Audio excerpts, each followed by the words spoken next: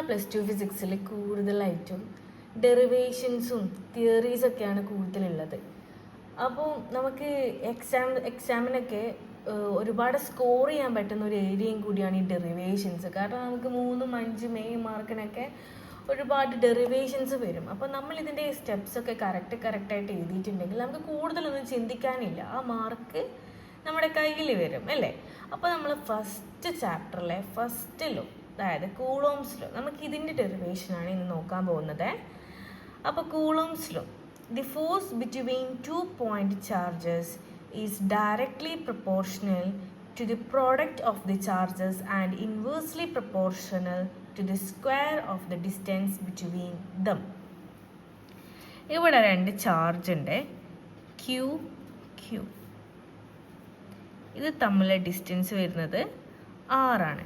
ഈ ചാർജിൻ്റെ മാഗ്നിറ്റ്യൂഡാണ് ഈ Q എന്ന് വരുന്നത്.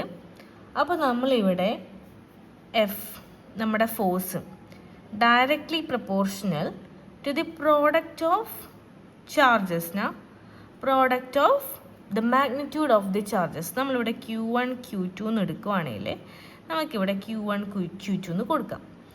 ഇനി ഇവിടെ എന്താ പറയുന്നത്, and inversely proportional to the square of the distance between them. ഇതിൻ്റെ ഡിസ്റ്റൻസ് എന്ന് പറയുന്നത് R ആണ്.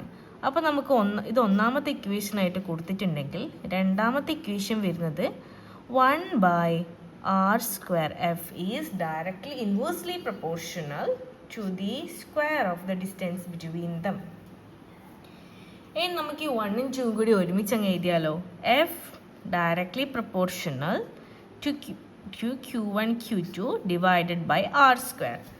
ഇതാണ് മക്കളെ നമ്മുടെ തേർഡ് ഇക്വേഷൻ. ഇനി നമുക്ക് എന്ത് ചെയ്യാം, നമുക്കൊരു കോൺസ്റ്റൻറ്റ് കൊണ്ടുവരികയാണെങ്കിൽ നമ്മൾ ഈ പ്രൊപ്പോർഷണൽ സൈന് മാറി നമുക്കതൊരു ഈക്വൽ സൈനാക്കി മാറ്റാം.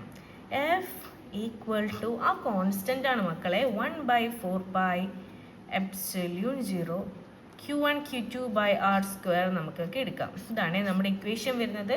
നമ്മുടെ ഇവിടെ ഈ പ്രൊപ്പോർഷണൽ സൈനിനെ ഈക്വാലിറ്റി സൈനിലേക്ക് മാറ്റാൻ വേണ്ടിയിട്ടാണ് നമ്മളിവിടെ 1/4πε0 എന്നുള്ള കോൺസ്റ്റൻറ്റ് കൊണ്ടുവരുന്നത്. ഇനി നമ്മൾ എപ്പോഴും ബൈ ഹാർട്ട് പഠിക്കേണ്ട ഒരു വാല്യൂ ഉണ്ട്. അത് എന്താണെന്നറിയോ, നമ്മുടെ 1/4πε0ൻ്റെ വാല്യൂ എന്താ? അത് 1/4πε0ൻ്റെ വാല്യൂ ആണ് 9 × 10⁻⁹. ഇത് നമ്മളില്ലേ ബൈ ഹാർട്ട് പഠിക്കേണ്ട ഒരു വാല്യൂ ആണ്. ഇനി നമ്മുടെ epsilon permittivity in vacuum or air, എപ്സിലോൺ0, ഇതിൻ്റെ വാല്യൂ കൂടി നമ്മൾ പഠിക്കണം. 8.85 × 10⁻⁻12. ഈ 2 വാല്യൂസും നമ്മൾ ബൈ ഹാർട്ട് പഠിക്കേണ്ട വാല്യൂസാണ്. അപ്പോൾ ഓക്കെ, ഇനി ഇതേപോലത്തെ കൂടുതൽ വീഡിയോസ് നിങ്ങൾക്ക് എക്സാം പ്രിപ്പറേഷന് വേണമെങ്കിൽ പ്ലീസ് സബ്സ്ക്രൈബ്.